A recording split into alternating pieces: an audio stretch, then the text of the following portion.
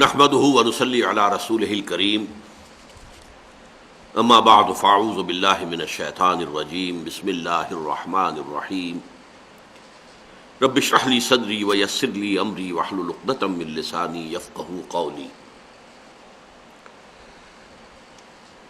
منہج انقلاب نبوی کے ضمن میں علی صاحب الصلاۃ والسلام جو چھٹا مرحلہ ہے، یعنی آرمڈ کانفلکٹ، دو طرفہ جنگ، یقاتلون فی سبیل اللہ فیقتلون ویقتلون، اہل ایمان اللہ کی راہ میں جنگ کر رہے ہیں، وہ قتل کرتے بھی ہیں، قتل ہوتے بھی ہیں۔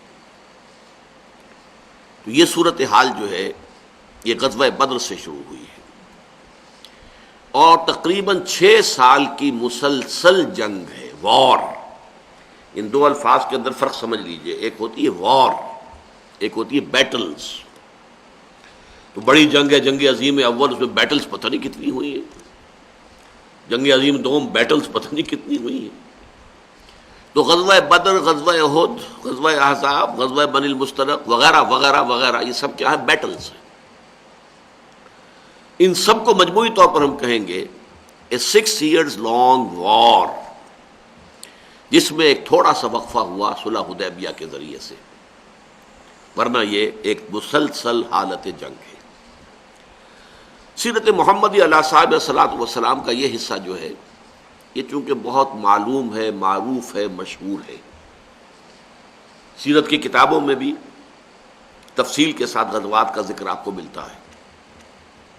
سیرت النبی کے بارے میں یہ ایک بنیادی بات آپ نوٹ کر لیجئے کہ حضور کی جو حیات طیبہ ہے، ابتدائی 40 برس وحی کے آغاز سے قبل،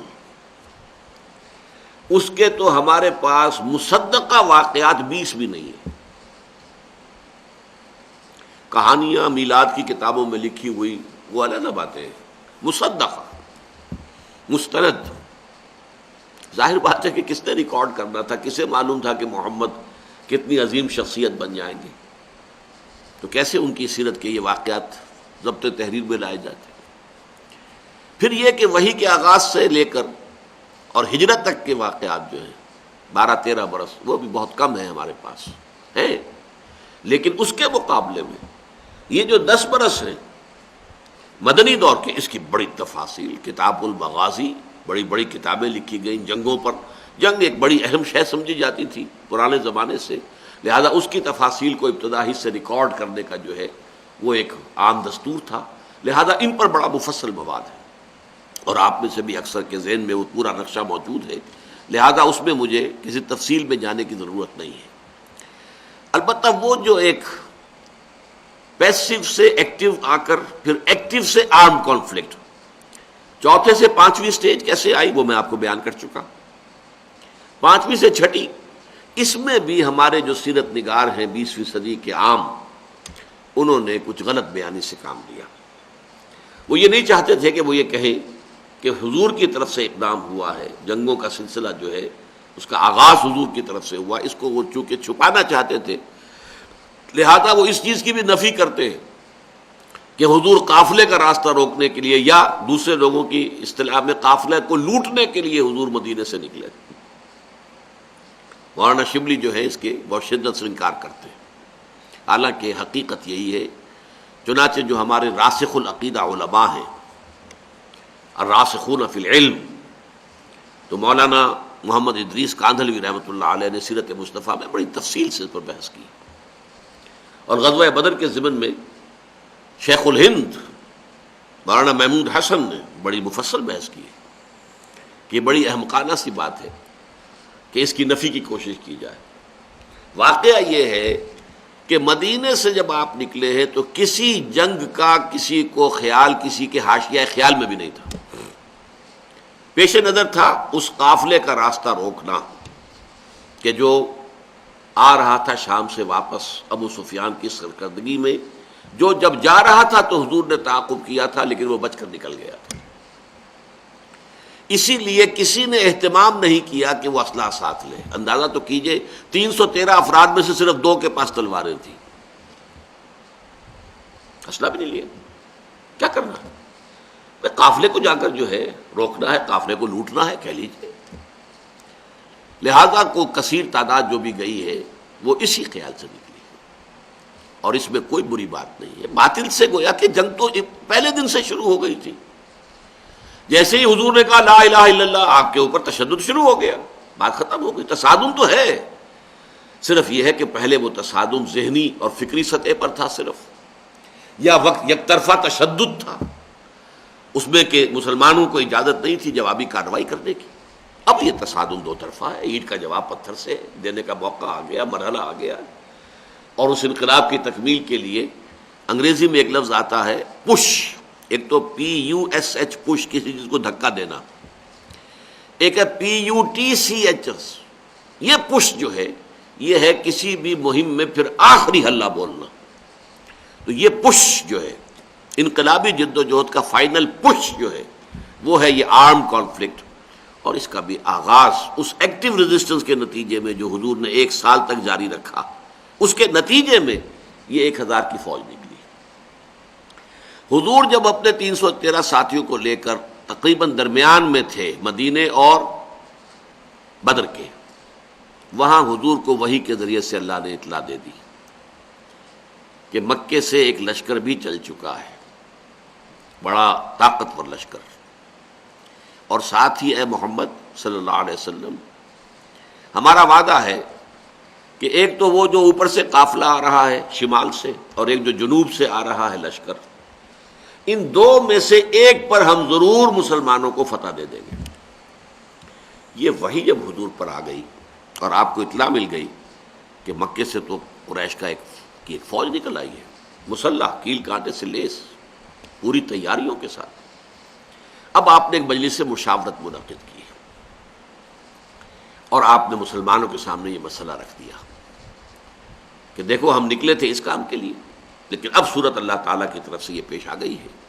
وہ قافلہ بھی آ رہا ہے اور ادھر سے لشکر بھی آ رہا ہے، اور اللہ کا وعدہ ہے ان میں سے ایک پر لازماً اللہ ہمیں فتح عطا کر دے گا. تو بتاؤ کہ ہم کدھر چلیں، لشکر کی طرف چلیں یا قافلے کا پیچھا کریں؟ اس کو آپ جدید اصطلاح میں یہ کہہ سکتے ہیں کہ یہ اپنے ساتھیوں کے مورال کو ریڈ کرنے کی حضور کی طرف سے ایک کوشش تھی. پتہ چلے ساتھیوں کا مورال کیا ہے، کیا عالم ہے، ان کا حوصلہ کیا ہے، ان کے جذبات کیا ہیں، ان کی امنگیں کیا ہیں. آیا وہ ڈر جاتے ہیں یہ سن کر کے لشکر آ رہا ہے، قریش کا لشکر. قریش کا تو یوں سمجھیے کہ اس کا لفظ ہی ایک دہشت پیدا کرنے والا تھا عرب کے اندر. قریش، ان کا لشکر اور تیاری کے ساتھ پوری طریقے سے کیل کانٹے سے لیس. یا یہ ہے کہ ان کے اندر اس کیفیت سے اور استقامت پیدا ہوتی ہے کہ ٹھیک ہے اب وقت آیا، اب وقت شہادت آیا ہے، اب وقت آیا ہے کہ ہم اپنا جو مقصود و مطلوب ہے، شہادت ہے مطلوب و مقصود مومن، نہ مال غنیمت نہ کشور کشائی. تو حضور نے جب یہ مشورے کے لیے بات رکھی، یہ بات بڑی اہم ہے، بڑی پیارا واقعہ ہے یہ سیرت کا. مہاجرین میں سے کئی افراد نے کھڑے ہو کر تقریریں کی بڑی جوشیلی. حضور جو حکم آپ کا ہو آپ بسم اللہ کریں، ہم تیار ہیں، ہر شے کے لیے تیار ہیں، فیصلہ آپ کو کرنا. حضرت ابو بکر نے تقریر کی رضی اللہ تعالی عنہ، لیکن حضور نے کوئی خاص اہمیت نہیں دی. حضرت عمر نے تقریر کی، اب بھی حضور نے کوئی خاص اہمیت نہیں دی. فرمایا بھائی دو مشورہ دو، آپ لوگ مشورہ دیجئے. پھر حضرت مقداد ابن الاسود نے جو تقریر کی ہے وہ بڑی پیاری ہے کہ حضور ہم موسیٰ کے ساتھی نہیں ہیں کہ جنہوں نے جنگ کے وقت کہہ دیا تھا کہ فَاذْهَبْ أَنْتَ وَرَبُّكَ فَقَاتِلَا إِنَّا هَاهُنَا قَاعِدُونَ. جاؤ موسیٰ تم اور تمہارا رب جا کر جنگ کرو، ہم تو یہیں بیٹھے، ہم جنگ نہیں کریں گے. ہم موسیٰ کے ساتھی نہیں ہیں، ہم محمد کے صحابی ہیں صلی اللہ علیہ وسلم. خدا کی قسم آپ بسم اللہ کریں، جو بھی قدم آپ اٹھائیں گے انشاءاللہ اللہ تعالی ہمارے ذریعے سے آپ کو آنکھوں کی ٹھنڈک عطا کرے گا. حضور ان کی بات کو بھی کوئی خاص اہمیت نہیں دے رہے. پھر فرما رہے اشیرونی، مجھے مشورہ دو بھائی. اب یہ بات جو ہے انصار کی سمجھ میں آ گئی کہ حضور کا روح سخن ہماری جانب ہے، کیونکہ انصار سے جو معاہدہ ہوا تھا بیعت عقبہ ثانیہ میں وہ یہ تھا کہ اگر مدینے پر حملہ ہوگا تو ہم آپ کی حفاظت کریں گے اپنے اہل و عیال کی طرح۔ ابھی مدینے پر حملہ نہیں ہوا تھا، بلکہ حضور آگے بڑھ کر نکل آئے ہیں مدینے سے، اور جنگ مدینے سے باہر ہو رہی ہے۔ تو گویا کہ اسٹرکٹ سینس میں انصار پابند نہیں تھے اپنے اس معاہدے کی روح سے کہ حضور کا ساتھ دیں، اور ظاہر بات ہے کہ اب جو سچویشن پیش آ گئی تھی، صرف مہاجرین کی نفری کافی نہیں تھی، 80-85 مہاجر تھے، باقی سب کے سب تو انصار تھے، ان میں 313 وہ کفایت نہیں کرتے تھے اس سچویشن جو اس وقت پیش آ گئی ہے۔ لہذا حضور بار بار کہے ہیں تو سمجھ گئے۔ حضرت سعد بن عبادہ کھڑے ہوئے رضی اللہ تعالی عنہ، اور بڑی پیاری تقریر ہے ان کی یہ، کأنک تعنینا یا رسول اللہ، اے اللہ کے رسول شاید آپ کا روح سخن ہماری جانب ہے، فإنا آمنا بک وصدقناک، تو ہم تو آپ پر ایمان لا چکے ہیں۔ وہ بیعت عقبہ والی بات کو آپ بھول جائیے، جب ہم ایمان لے آئے، ہم نے آپ کو اللہ کا رسول اور نبی مانا ہے، تو ہمارے لیے آپشن کون سا ہے؟ We don't have any option. خدا کی قسم اگر آپ اپنی سواری سمندر میں ڈال دیں گے، ہم سب کے سب آپ کے پیچھے سمندر میں اتر جائیں گے، اور خدا کی قسم اگر آپ ہمیں حکم دیں گے تو ہم برق الغماد تک پہنچ جائیں گے، یمن کا ایک شہر، اور اپنی جو سواریاں ہیں یہ اونٹ اور اونٹنیاں، انہیں اس طویل سفر کی وجہ سے لاغر کر دیں گے، لیکن آپ جہاں حکم دیں گے آپ بسم اللہ کیجئے۔ اس پر آتا ہے کہ حضور کا چہرہ کھل اٹھا، خوشی کے اور بشاشت کے آثار، کہ یہ جو جماعت میں نے تیار کی ہے اتنی محنت سے، دعوت اور تربیت اور تنظیم کے مراحل جو میں گزار کے لایا ہوں، یہ جماعت اب تیار ہے فی الواقع اس آخری مرحلے میں داخل ہونے کے لیے، اب ہم پوری طریقے سے فٹ ہیں۔ اس پر آپ کے چہرے پر بشاشت آئی۔ اس کے بعد آپ نے کہا تو چلو پھر بدر کی طرف۔ اب یہ میں آپ سے عرض کر چکا ہوں کہ وہ قافلہ تو بدر کی وادی میں داخل ہی نہیں ہوا، ابو سفیان اس کو لے کر پہاڑی سلسلے کے ادھر مغرب کی طرف سے ہوتے ہوئے ساحل سمندر کے ساتھ ساتھ لمبا سفر کر کے بچ کے نکل گئے۔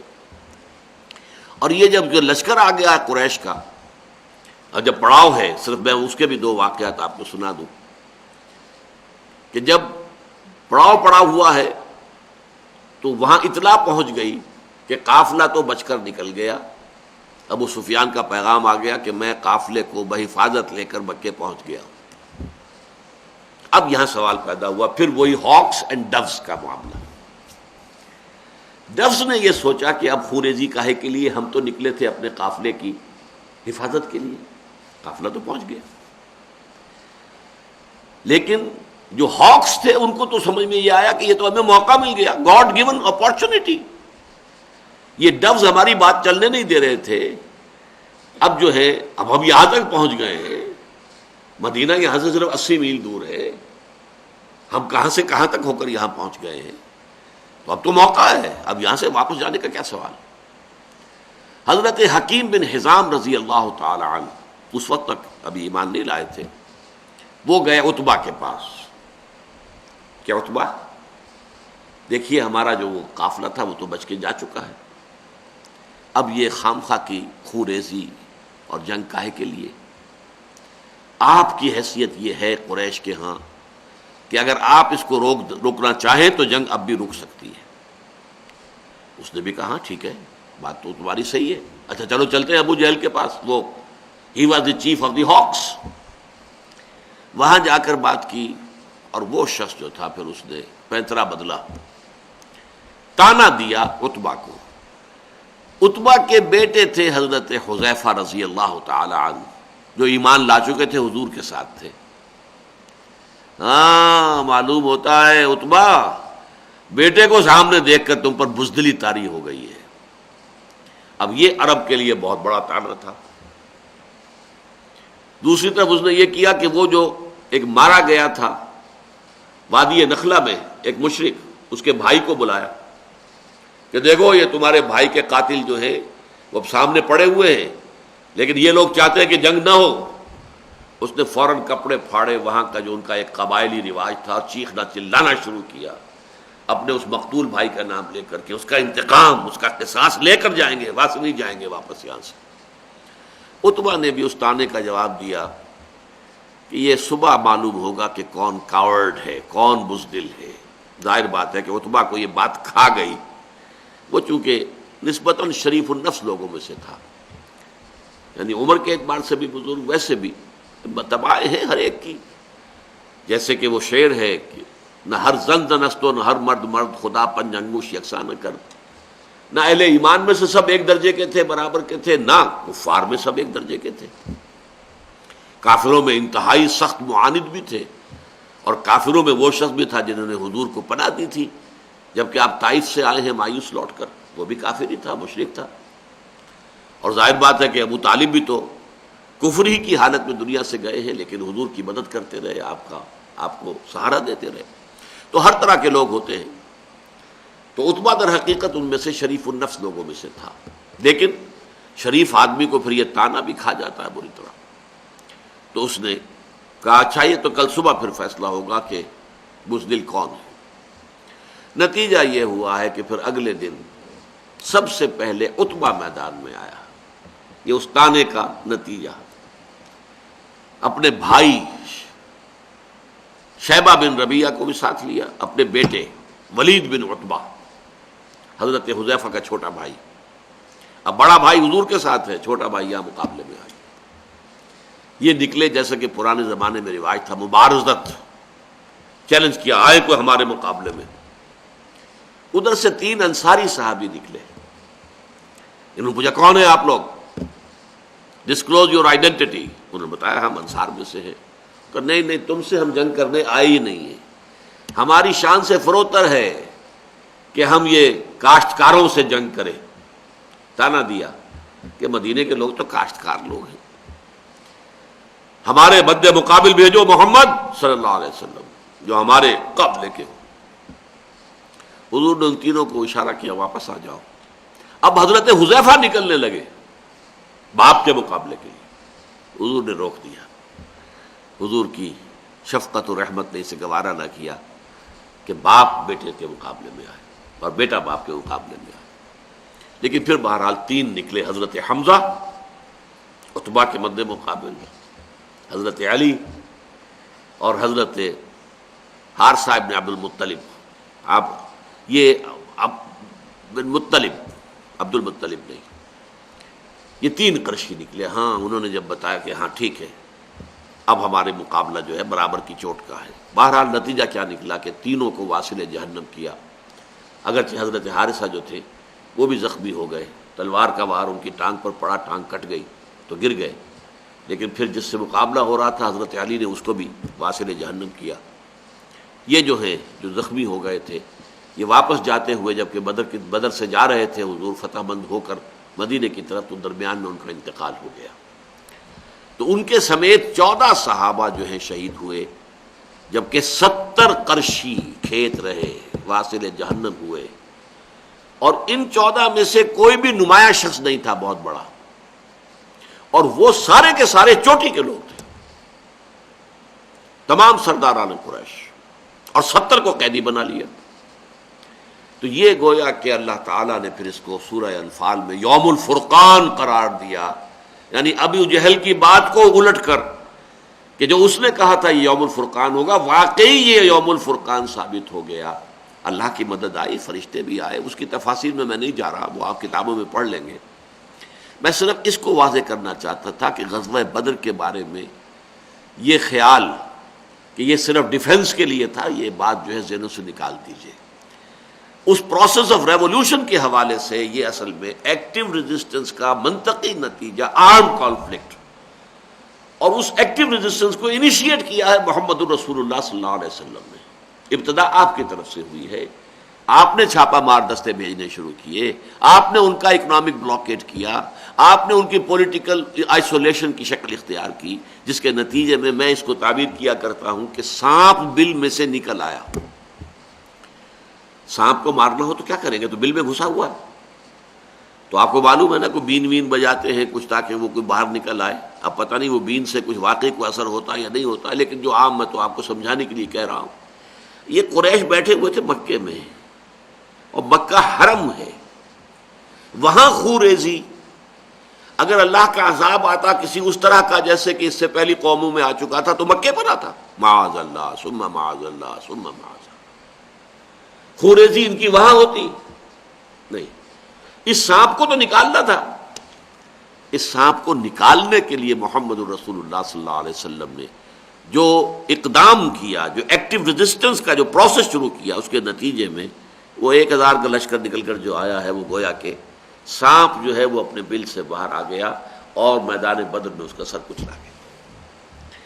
بہرحال غزوہ بدر سے جو final and six stage of the revolutionary process of Muhammad صلی اللہ علیہ وسلم میں وہ شروع ہو گیا۔ اگلے ہی سال غزوہ احد ہوا، وہاں مسلمانوں کے ایک انڈسپلن کی وجہ سے جو فتح حاصل ہو گئی تھی فوراً وہ شکست میں بدل گئی۔ حضور نے ایک درے کے اوپر 50 تیر انداز مقرر کر دیے تھے کہ یہاں سے کسی صورت تم نے نہیں ہلنا، ورنہ اندیشہ ہے کہ یہاں سے چونکہ جو رسالہ آیا تھا اور خالد ابن ولید مشرکین کے رسالے کے جو ہے رسالدار تھے، اندیشہ تھا کہ وہ کہیں حملہ پیچھے سے کر دیں تو چکی کے 2 پارٹوں کے درمیان مسلمانوں کی فوج آ جائے گی، اور جو اندیشہ تھا وہی پورا ہوا۔ اس کی وجہ کیا ہوئی کہ جب اللہ نے مسلمانوں کو فتح دے دی، وَلَقَدْ صَدَقَكُمُ اللَّهُ وَعْدَهُ إِذْ تَحُسُّونَهُم بِإِذْنِهِ، اللہ نے تو اے مسلمانوں تم سے اپنا وعدہ پورا کر دیا تھا جبکہ تم انہیں اللہ کے حکم سے گاجر مولی کی طرح کاٹ رہے تھے۔ حَتَّى إِذَا فَشِلْتُمْ وَتَنَازَعْتُمْ فِي الْأَمْرِ وَعَصَيْتُم مِّن بَعْدِ مَا أَرَاكُم مَّا تُحِبُّونَ، لیکن جب تم نے ان ڈسپلن کی شکل اختیار کی، ڈسپلن کمزور کر دیا، ڈھیلا کر دیا، اختلاف رائے کیا، تمہارا لوکل کمانڈر تمہیں روکتا رہا کہ یاد کرو حضور نے فرمایا تھا کہ یہاں سے نہیں ہلنا ہے، پھر بھی وہاں سے 35 یا 40 آدمی جو ہے وہ چھوڑ کر چلے گئے، اور ہوا وہی جس کا اندیشہ تھا، جس کے لیے حضور نے یہاں پر یہ تیر انداز جو ہیں ان کو معمور کیا تھا۔ خالد ابن ولید کی عقابی نگاہ نے دیکھ لیا وہ درہ خالی ہے، حالانکہ شکست ہو چکی تھی، قریش کو بھاگ رہے تھے، وہ اپنے رسالے کو لے کر کوہ احد کا چکر کاٹ کر آئے ہیں اور پیچھے سے حملہ کیا ہے اور فتح شکست میں بدل گئی۔ معلوم ہوا کہ ایک کمزوری، کیوں کہ جو لوگ ابھی ہجرت کے بعد جو لوگ ایمان لائے ہیں ابھی ان کی تربیت اس درجے کی نہیں ہو سکی تھی جس درجے کی تربیت کے مہاجرین کی ہوئی ہے مکے میں۔ انہوں نے جو سختیاں جھیلی، انہوں نے جو مشکلات برداشت کی، انہوں نے اس میں جو صبر و استقامت کے ثبوت دیے۔ تو آگ میں جل اور خاک میں مل، جب خشت بنے تب کام چلے، ان خام دلوں کے عنصر پر بنیاد نہ رکھ، تعمیر نہ کر۔ تو یہ جو لوگ ایمان لائے خاص طور پر فتح بدر کے بعد، وہ تو انہوں نے سمجھا کہ لوگوں اب تو بہت عمدہ کام ہو گیا، اللہ کی مدد تو ہر حال میں آنی ہی آنی ہے نا، تو اب تو وارے نیارے ہیں، محمد کے ساتھ ہو جاؤ، ایمان لے آؤ، اب جو بھی فتح ہوں گی ان کی تمہیں جو ہے مال غنیمت ملے گا۔ یہ وہ لوگ ہیں کہ جن کی کچائی اور جن کا جو کچا پن تھا کہ ایمان کی پختگی ان کے اندر نہیں تھی، اس کو اللہ تعالیٰ نے غزوہ احد کے حوالے سے مسلمانوں پر واضح کر دیا۔ عبداللہ ابن ابی وہ خود بھی غزوہ بدر کے بعد ایمان لایا ہے، اس سے پہلے ایمان نہیں لایا تھا، وہ اپنے 300 ساتھیوں کو لے کر پہلے ہی علیحدہ ہو گیا، اور دوران بھی اس طرح کی کمزوریاں مسلمانوں سے ثابت ہو گئی، سرزد ہو گئی، جس کی اللہ نے سزا دی تاکہ آئندہ کے مراحل کے لیے یہ جو کمزوریاں ہیں تمہارے اندر اس کا تمہیں علم ہو جائے، تمہیں سمجھ ہو جائے، تاکہ آئندہ جو ہے وہ اس سے بچ سکو۔ بہرحال غزوہ احد کا یہ پہلو جو ہے ذرا سمجھانے کا تھا آپ کو۔ باقی یہ ہے کہ اس کے ساتھ یہ سمجھیے کہ پھر 2 سال کے بعد بڑے غزوے، ویسے تو یہ کہ ہر وقت جو ہے ایک حالت جنگ تھی، چھوٹے چھوٹے غزوات تو ہو رہے تھے ان کے درمیان، یہ بڑے بڑے غزوے ہیں، غزوہ بدر، غزوہ احد، پھر غزوہ احزاب، اس میں کہ 12,000 کا لشکر آ گیا تھا۔ میں نے تو آپ سے کہا تھا کہ عرب کے حساب سے وہ 1,000 کا لشکر جو بدر کا تھا وہی بہت بڑی شے تھی، لیکن 12,000 شمال سے اور مشرق سے اور جنوب سے تینوں اطراف سے فوجیں آئی ہیں اور مدینے کو گھیر کر پڑ گئی ہیں۔ لیکن ان تینوں جنگوں کے ساتھ ضمیمے ہوئے ہیں، ہر جنگ کے ساتھ ایک ضمیمہ۔ غزوہ بدر کے فوراً بعد بنو قینقاع کے خلاف اقدام کرنا پڑا، انہوں نے غداری کی۔ یہ تینوں جو قبیلے تھے جن کو حضور نے اپنے اس معاہدے کے اندر جکڑ لیا تھا میثاق مدینہ میں، ایک ایک کر کے انہوں نے بدعہدی کی اور ان کی سزا دی گئی۔ غزوہ احد کے بعد بنو نذیر نے یہی کیا، اور غزوہ احزاب کے موقع پر بنو قریظہ نے یہی کیا۔ تو یہ تین غزوات اس کے ساتھ ضمیمے کے طور پر ہیں، غزوہ بدر کا ضمیمہ، غزوہ بنو قینقاع، اور غزوہ احد کا ضمیمہ غزوہ بنو نذیر جس کا ذکر سورہ حشر میں ہے قرآن مجید میں، اور غزوہ احزاب کا ضمیمہ غزوہ بنی قریظہ۔ یہ احزاب اور بنو قریظہ دونوں کا ذکر جو ہے یہ سورہ احزاب میں ہے۔ بہرحال ان جنگوں کے نتیجے میں غزوہ احزاب کے موقع پر آ کر آخری امتحان اللہ تعالیٰ نے اہل ایمان کا لے لیا۔ ایسی صورتحال تھی کہ محسوس ہوتا تھا کہ اب یہ چراغ بجھا کے بجھا، جیسے کہیں صحرا میں کوئی چراغ چل رہا ہے اور تیز آندھیاں چل رہی ہیں بجھانے کے لیے۔ مدینہ منورہ ایک چھوٹا سا شہر، چند ہزار کی اس کی کل نفری، کتنے مسلمان اس میں ہیں، پھر یہ کہ تین طرف یہودیوں کے قلعے ہیں۔ اس وقت جو ہے وہ ایک ہی رہ گیا تھا بنو قریظہ کا۔ اندیشہ ہے کہ وہ غداری نہ کر دیں، جیسے کہ پہلے ان کے دونوں بھائی قبیلے جو ہیں وہ غداری کر چکے ہیں، بنو نذیر بھی اور بنو قینقاع بھی۔ 12,000 کا لشکر، ٹوٹل بلاکیڈ۔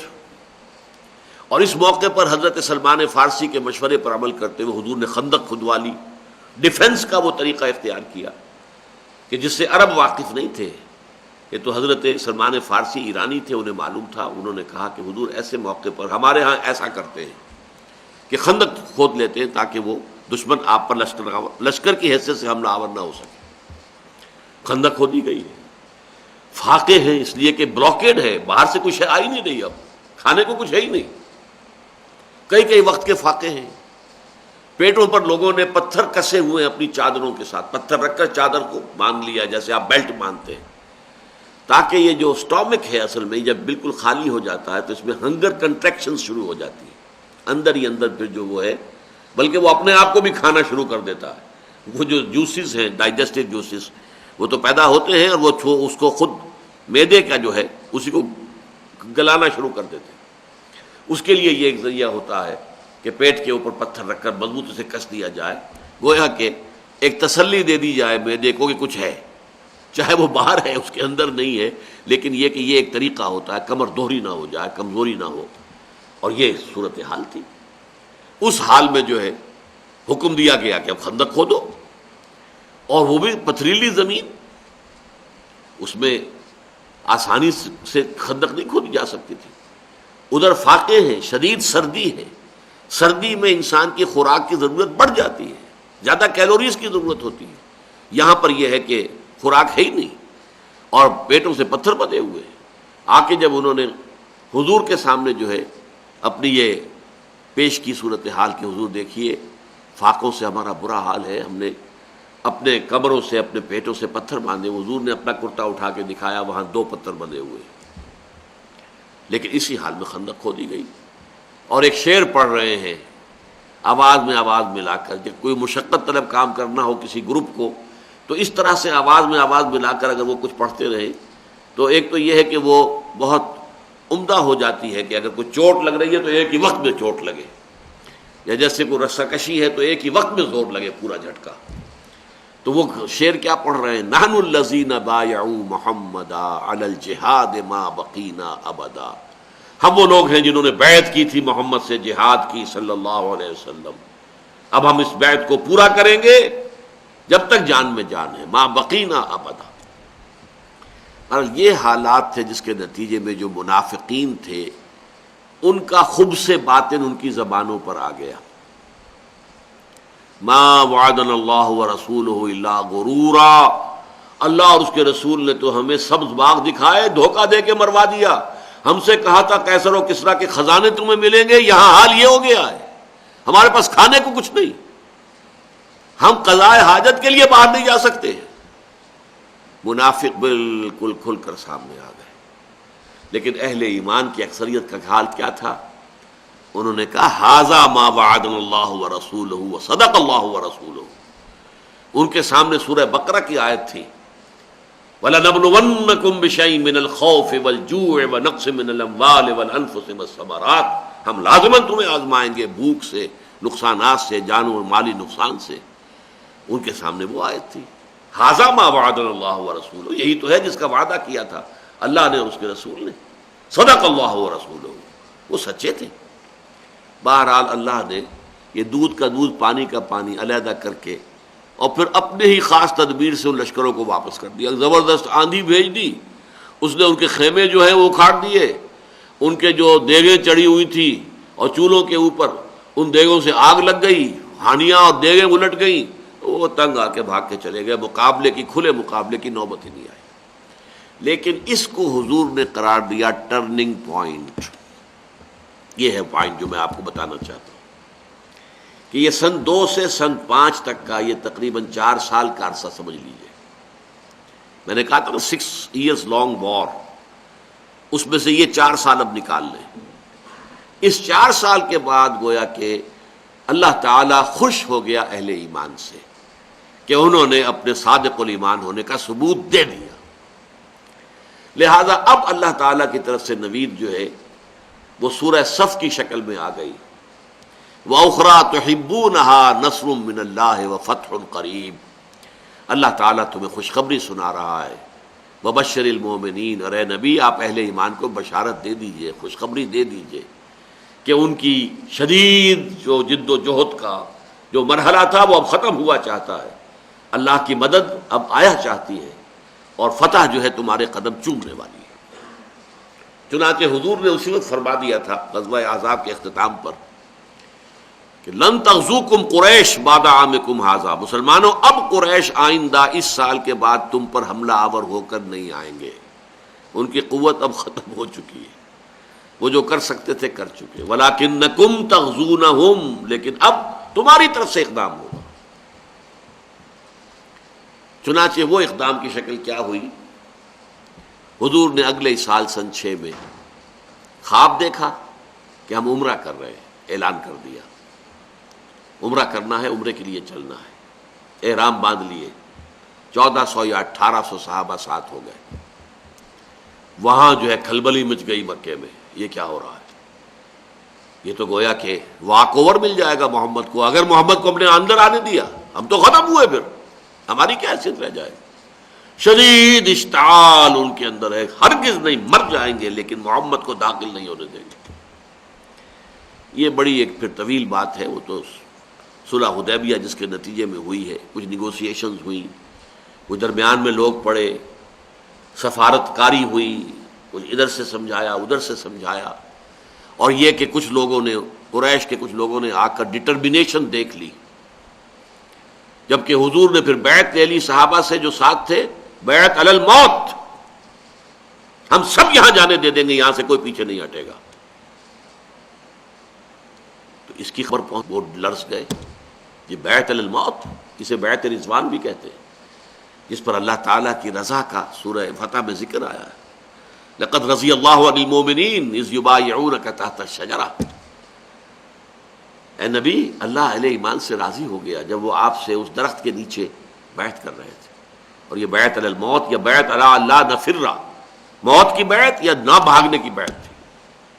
بہرحال یہ بیعت جو ہوئی، پھر انہیں جھک کر آخر جو ہے بات ماننی پڑی، لیکن انہوں نے بات مان کر بھی اپنا پہلو اوپر رکھا، اور اس کو حضور نے برداشت کر لیا، قبول کر لیا، گوارا کر لیا، گمان غالب یہ ہے کہ اللہ تعالیٰ کی وحی کے تحت،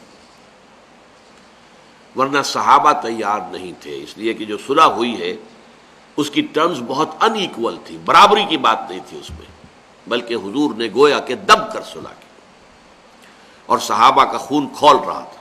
اس کی تفاصیل تو آپ سیرت کی کتابوں میں پڑھیں گے تو معلوم ہو جائے گا، ظاہر بات ہے یہاں اس کا موقع نہیں ہے۔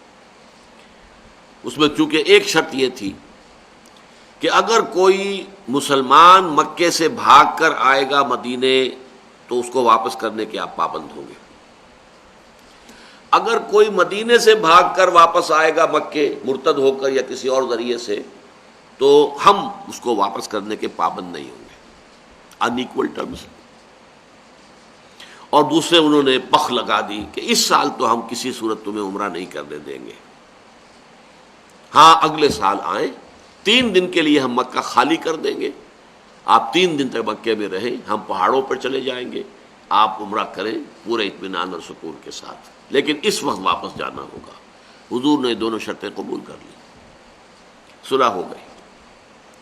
اس کو قرآن نے کہا انا فتحنا لک فتحا مبینا، اے محمد ہم نے آپ کو بڑی کھلی فتح عطا کر دی ہے، عنایت کر دی ہے۔ اس فتح کا فتح ہونا بعد میں واضح ہوا، 2 کام حضور نے کیے اس صلح کے نتیجے میں۔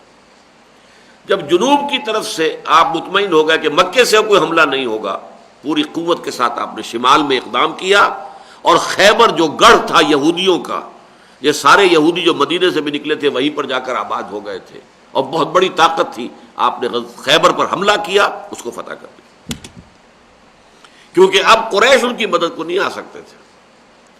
غزوہ احزاب میں یہ سب آئے تھے، ادھر سے یہودی آئے تھے، ادھر سے قریش آئے تھے، اور مشرق سے بنو غطفان کے قبائل آئے تھے۔ تو جب قریش کی طرف سے حضور فارغ ہو گئے تو آپ نے پوری طاقت کے ساتھ حملہ کیا، خیبر فتح کر لیا، اور بے پناہ مال غنیمت ہاتھ آیا، اور مسلمانوں کے دل اندر دور ہو گئے، جس کو کہنا چاہیے کہ ان کے پاس جو بھی مفلسی تھی، محتاجی تھی، وہ ختم ہو گئی، اس لیے کہ بہت مال غنیمت جو ہے اس فتح خیبر کے نتیجے میں حاصل ہوا۔ دوسرا کام آپ نے کیا کیا؟ اب جو یہ جنگ بندی ہو گئی، سیز فائر ہو گیا، تو اب آپ نے پورے عرب میں اپنی دعوتی سرگرمی جو ہے اس کو انتہائی تیزی کے ساتھ پھیلا دیا، بڑی تیزی کے ساتھ کنورشن ہوئی، اس لیے کہ تمام قبائل نے یہ دیکھ لیا کہ قریش صلح کرنے پر مجبور ہو گئے محمد سے صلی اللہ علیہ وسلم۔ یہ صلح کرنے کے معنی کیا ہوتے ہیں؟ They have recognized that Muhammad is a power to reckon with۔ اب انہوں نے گویا کہ تسلیم کر لیا ہے کہ محمد ایک طاقت ہے جن کو تسلیم کیے بغیر چارہ نہیں ہے۔ صلح تو اسی سے ہوتی ہے جسے آپ تسلیم کرتے ہیں۔ جیسے آج کل آپ کے بھی علم میں ہوگا کہ چند سال پہلے تک کوئی عرب ملک جو ہے اسرائیل کے کسی نمائندے کے ساتھ بات کرنے کو تیار نہیں تھا۔ صلح کرنی تو بہت دور کی بات ہے، ایک کمرے میں بیک وقت ہونے کو تیار نہیں، میز پر بیٹھنا تو دور کی بات ہے۔ ایک دروازے سے اگر اسرائیل کا نمائندہ داخل ہوا، دوسرے سے جو ہے وہ عرب نمائندہ نکل جاتا تھا، وہ ریکگنائز کرنے کو تیار نہیں تھے۔ لیکن خلیج کی جنگ کے بعد پھر انہیں نیگوشیٹ بھی کرنا پڑا، تسلیم بھی کرنا پڑا۔ پہلے صرف ایک ملک نے کیا تھا، مصر نے، اور بعد میں آپ کو معلوم ہے کہ اور عرب ممالک بھی سب کے سب لائن حاضر ہو گئے تھے میڈرڈ میں، مجبوری۔ یہ گویا کہ ان کو تسلیم کرنے کے مترادف تھا، اور یہ بہت بڑی فتح ہے اسرائیل کی۔ اسی طرح حضور کی بہت بڑی فتح تھی کہ قریش نے آپ کے ساتھ معاہدہ کیا، آپ کو تسلیم کر لیا کہ آپ ایک بہت بڑی طاقت ہے۔ اس کا جو اثر ہوا تمام عرب پر، اب بہت سے لوگ جو ہے اسلام میں داخل ہو گئے، دعوت و تبلیغ کا دائرہ وسیع ہو گیا۔ اور نمبر 3 نوٹ کیجئے، اسی مرحلے پر آپ نے اپنی انقلاب کے بین الاقوامی مرحلے کا آغاز کر دیا۔ یہ نقطہ بہت اہم ہے، بہت اہم ہے، بہت اہم ہے۔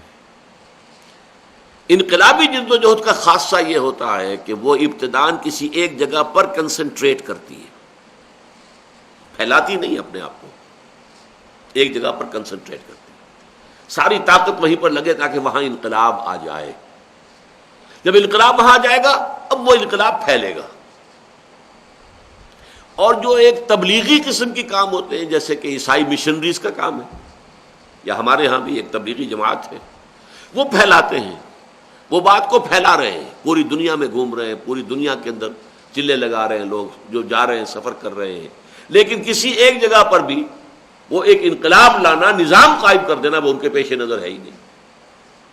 تو یہ بنیادی فرق سمجھ لیجئے، ریولوشنری اور مشنری، یہ دو جو کام ہیں، revolutionary struggle and missionary work, ان میں زمین و آسمان کا فرق ہے۔ مشنری ورک میں مذہب کی تبلیغ ہوتی ہے، صرف عقائد، عبادات، ان کی تبلیغ ہوتی ہے، اور ریولوشنری میں نظام قائم کرنا مقصود ہوتا ہے۔ مذہبی یا مشنری وہ زمین پر پھیلنے والی بیل کی مانند ہے، جیسے خربوزے کی بیل ہے، زمین پر ہی پھیلتی چلی جائے گی۔ متیرا ہے، کوئی اور شے ہے، بیل جو ہوگی وہ کھڑی نہیں ہوتی درخت کی شکل میں، وہ پھیل جائے گی، ہو سکتا ہے بیگھوں میں پھیل جائے بیل، لیکن اٹھے گی نہیں، وہ درخت کی شکل اختیار نہیں کرے گی۔ جبکہ ریولوشنری پروسیس وہ ایک جگہ پر، جیسے درخت آم کے چاہے 2 ہی پتیاں نکلی ہیں گٹھی میں سے، اوپر کو رخ ہوگا ان کا، اوپر بڑھے گا، ایک تنا بنے گا، اوپر جائے گا، اوپر جا کر پھیلے گا، پھر درخت سایہ کرے گا یا پھل دے گا، پھیلے گا اوپر جا کر۔ انقلاب ایک جگہ پر جو ہے کنسنٹریٹ کر کے وہاں تبدیلی لاتا، پھر اس کا ایک نظام جو ہے وہ پھر اس کی ایکسٹینشن ہوتی ہے دائیں بائیں شمال جنوب۔ تو یہ فرق ذہن میں رکھیے، حضور نے آغاز سے اپنی دعوت کو بین الاقوامی نہیں بنایا، حالانکہ نوٹ کر لیجئے جب حضور پر وحی کا آغاز ہوا ہے اس وقت آپ غنی تھے، حضرت خدیجہ کی دولت، بہت بڑی دولت آپ کے پاس موجود تھی، آپ جو ہے مشنری جو ہیں اپنے بھیج سکتے تھے، ایمسریز جن کو کہا جاتا ہے، آپ اپنے سفیر بھیجتے، خطوط لکھ کر بھیج دیتے، ہرقل کو بھیج دیتے، کسرا کو بھیج دیتے، نجاشی کو بھیج دیتے، بقوقس کو بھیج دیتے، کر سکتے تھے، میں اللہ کا رسول ہوں مجھ پر ایمان لاؤ، نہیں کیا، قطعاً نہیں کیا۔ بلکہ جو حضرات گئے ہیں ایبیسینیا میں، حبشہ میں، ہجرت حبشہ جو ہوئی تھی، انہوں نے بھی وہاں جا کر تبلیغ کا کام نہیں کیا، بس وہاں جا کر پناہ لی ہے، آرام سے وہاں رہے ہیں، تبلیغ کا کام نہیں کیا۔ یہ نوٹ کر لیجئے، اس لیے کہ انقلابی جدوجہد جب تک کہ کسی ایک جگہ پر کامیاب نہ ہو جائے وہ اسے انٹرنیشنلائز نہیں کرتے، بلکہ اس میں نقصان ہو جاتا ہے۔ اگر آغاز ہی سے پتہ چل گیا ہوتا قیصر روم کو کہ یہ کیا دعوت ہے جو مکے کے اندر جو ہے یہ خدمت جو ہو رہی ہے یہ کیا ہے اور اس کے کانسیکوینسز کیا ہو سکتے ہیں، تو ظاہر بات ہے وہ بھی کوئی نہ کوئی روک لگاتا، کوئی رکاوٹ ڈالتا۔ اگر کسرا کو پتہ چل جاتا کہ میری جڑیں کھو دی جا رہی ہیں اور یہ عرب کے صحرا کے اندر سے کوئی ایسا طوفان اٹھنے والا ہے کہ جس میں میری پوری سلطنت جو ہے وہ تنکے کی طرح بہہ جائے گی، تو وہ کوئی نہ کوئی رکاوٹیں ڈالتا، انہیں تو پتہ ہی نہیں چلا۔ ہاں جب عرب میں یہ پوزیشن ہو گئی کہ قریش نے گویا کہ تسلیم کر لیا that Muhammad is a power to reckon with، اب وہ پوزیشن تھی، اب آپ نے نامہ ہائے مبارک بھیجے قیصر کے نام، دہیا کلبی رضی اللہ تعالی عنہ خط لے کر گئے کسرا ایمپرر، ایرانین ایمپرر کے پاس، مقوقس شاہ مصر کے پاس، نیگوس، اس لیے کہ وہ نجاشی فوت ہو چکے تھے جو ایمان لے آئے تھے، اب جو اور تھا وہ مسلم نہیں تھا، مومن نہیں تھا، اور جو آس پاس کے بحرین وغیرہ ان سب کے چاروں طرف جو جزیرہ نما عرب کے چاروں طرف جو چھوٹے بڑے بادشاہ تھے، جو چھوٹے بڑے نظام تھے، مصر میں بادشاہت نہیں تھی، پیٹریارک تھا، ایک نیم مذہبی حکومت تھی، مقوقس جو ہے وہ گویا کہ وہاں کا حکمران تھا۔ بہرحال ان سب کو آپ نے خطوط بھیجے، کب؟ سن 7 ہجری میں، صلح حدیبیہ کے بعد، گویا کہ اندرون ملک انقلاب کی تکمیل بس آخری مرحلے میں داخل ہو چکی ہے، اس لیے کہ سن 8 میں اب آپ نے پوری اپنی قوت کے ساتھ 10,000 صحابہ، ذرا اندازہ کیجئے 2 سال پہلے آپ عمرے کے لیے گئے تو 1400 یا 1800 تھے، اب اس عرصے میں صلح کی وجہ سے جو موقع ملا ہے اور جو دعوت پھیلی ہے، جو تبلیغ ہوئی ہے، اس کے نتیجے میں اب 10,000 صحابہ کی فوج جو ہے وہ حضور کے ساتھ ہے، اور مکہ جو ہے فتح ہو گیا بغیر لڑائی بڑھائی کے۔ اس موقع پر چونکہ ابو سفیان کو بھی یہ معلوم تھا کہ اب ہمارے اندر یہ جان نہیں ہے، طاقت نہیں ہے، ہم مقابلہ نہیں کر سکتے محمد کا صلی اللہ علیہ وسلم، تو صلح توڑی تھی انہوں نے اور ان کے ساتھیوں نے، تو اس نے کوشش کی کہ صلح کی تجدید ہو جائے، دوبارہ صلح ہو جائے، لیکن حضور صلی اللہ علیہ وسلم نے اس صلح کی تجدید جو کرنے پر آبادگی ظاہر نہیں کی، اور آپ نے سفر کیا، اور آپ اس کے نتیجے میں یہ 10 رمضان مبارک، 1 ہفتہ کم 6 برس، 17 رمضان سن 2 ہجری، غزوہ بدر، beginning of the 6th and the final stage of the revolutionary process of Muhammad صلی اللہ علیہ وسلم، armed conflict، اور 10 رمضان المبارک سن 8 ہجری میں مکہ فتح ہو، اس کے بعد طائف، اس کے بعد حنین، یہ تو گویا کہ زمین میں ہے۔ فتح مکہ کے بعد گویا کہ اندرون جزیرہ نما عرب جاء الحق وزهق الباطل ان الباطل کان زہوقا، اس کے بعد جو ہے اگلا مرحلہ وہ در حقیقت اس کی بیرون جزیرہ نما عرب جو توسیع ہے اس کا ہے، 7واں اور آخری مرحلہ، اس پر انشاءاللہ آئندہ نشست میں گفتگو ہوگی۔ اقول قولی ھذا واستغفر اللہ لی ولکم ولسائر المسلمین والمسلمات.